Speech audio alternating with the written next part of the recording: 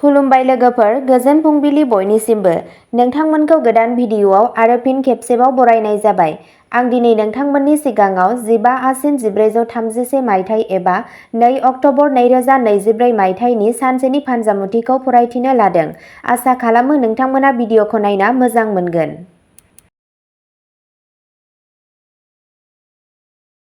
गिबियावनो दङ मेष राशि। दिनैनि साना मेष राशिनि सुबुंफोरनि थाखाय मोनसे मोजां सान जानो थांगासिनो दं।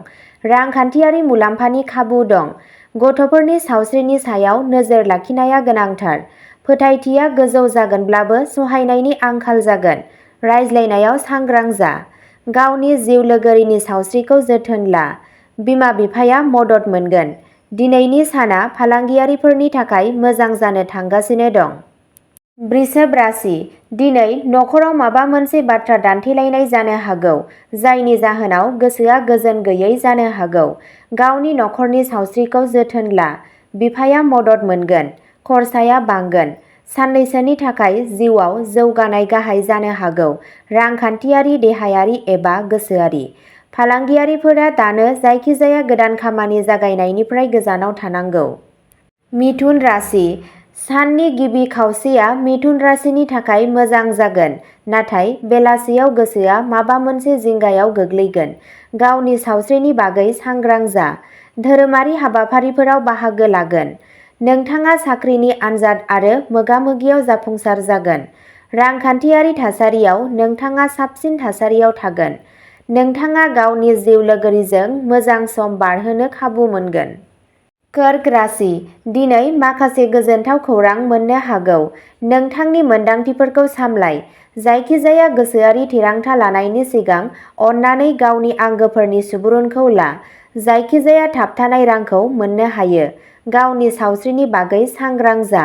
फालांगियारि थासारिया गोख्रों जागोन। आंगोफोरा हेफाजाब मोनगोन। फालांगियारिफोरा गोदान खामानि जागायजेननो थाखाय रां बुथुमनो हागोन। सिंह राशि।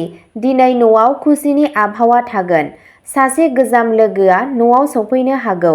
नखरारि जिउआ गोजोनथाव जागोन। नखराव धोरोमारि हाबाफारिफोर जानो हागौ। न'खौ फोसाबनाय एबा फोसाबनायाव खर्सा जानो हागौ। दिनै नोंथाङा आय आरो खरसानि गेजेराव मोनसे बाजेट लाखिनांगौ। रांखान्थियारि थासारिया सरासनस्रा जागोन। सावस्रिया सिगांनिफ्रायनो साबसिन जागोन। कन्या राशि। दिनै नोंथाङा गोनांथार थिरांथाफोरखौ दोनथ'नांगोन।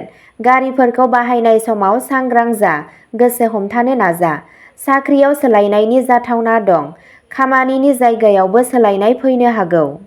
ओरैनो गारनाय खरसाखौ बन्द खालाम, नङाब्ला नोंथाङा राङारि जेंनाजों मोगा-मोगि जानांनो हागौ। सावस्रिया मोजां जागोन। तुला राशि। दिनै नोंथांनि माखासे सिमांफोरा जाफुंसार जानो हागौ, जाय गोसोखौ खुसि खालामगोन। फालांगियारिफोरनि थाखाय साना मोजां जानो थांगासिनो। फालांगिया बांगोन। आरोबाव होंगो-दोंगो जागोन। गावनि नखरनि सावस्रिखौ जोथोन ला। नों बिमानि मदद मोनगोन। खरसाया बांगोन, नाथाय रांनि फैनायाबो बांगोन। गासै साना मोजां जागोन। वृश्चिक राशि। दिनैनि साना सोलोंथाइ बिथिंजों सोमोन्दो थानाय सुबुंफोरनि थाखाय मोनसे मोजां सान जानो थांगासिनो दं। साख्रियाव मावख'गिरिफोरजों गोरोबलायनाय लाखि। सासे लोगोआ खामानिनि जायगायाव नोंथांनि बेरेखायै फाव फान्दायनो हागौ, जायखौ नोंथाङा नोंथांनि दिन्थिफुंनायजों फिन्नाय होगोन। दावगानायनि खाबु मोनगासिनो दं। नोंथाङा गुबुन हादोराव थांनो खाबु मोननो हागौ। आयआ बांगोन। धनु राशि। दिनै नोंथांनि मक्केलआ खामानिनि जायगायाव जायखिजाया खामानिजों खुसि जानाय नङा, जायखौ नोंथाङा फिन मावफिननो गोनां जानो हागौ। फोथायथिनि आंखाल जागोन। फालांगियारि हाबाया मान लाबोनो हागौ। साख्रिनि रोंग'साफोरा बबेबा गुबुन जायगायाव थांनो खाबु मोननो हागौ। नोंथाङा रांखान्थियारि महरै मोजां जागोन। खामानिनि जायगायाव नोंथांनि साबसिन फिथाय होनो नाजा। मकर राशि। जायफोरा दिनै बादायलु आनजादनि थाखाय थियारि खालामगासिनो दङ, बिसोरो जाफुंसार जानो हागोन। गोसोआ खुसि जागोन। नोंथाङा सोलोंथायारि हाबायाव जाफुंसार जागोन। सासे लोगोनि हेफाजाबाव साख्रिनि खाबुफोरखौ मोननो हायो। आयआ बांगोन। गावनि सावस्रिनि बागै सांग्रां जा। माखासे सुबुंफोरा आजै-आजौनि सम्पथिनि मुलाम्फा मोननो हागौ। गारिनि बाहायनायाव सांग्रां जा, नङाब्ला दुखु मोननायनि खाबु थायो। कुम्भ राशि, नोंथाङा मावख'आव गोदान बिबान एबा फाव मोननो हागौ जायखौ नोंथाङा मोजाङै गेलेगोन। साख्रिनि खाबुआ बांगोन। नोंथाङा मावख'आव गोख्रोंसिन खामानि मावनांनो हागौ। आयआ बांगोन। नोंथाङा लोगोफोरनिफ्राय मदद मोनगोन। खरसाया बांगोन। नाथाय सावस्रिजों सोमोन्दो थानाय जेबो गिदिर जेंनाफोर जानाय नङा। गासै महरै बे साना नोंथांनि थाखाय मुलाम्फा गोनां जानो थांगासिनो दं। मीन राशि, दिनै मीन राशिनि सुबुंफोरनि थाखाय मोजां खाफाल लाबोदों। रांखान्थियारि महरै नों मोजाङै दिन्थिफुंगोन। हा, थांलाय फैलाय आरो गारि बायनाया जाथावना।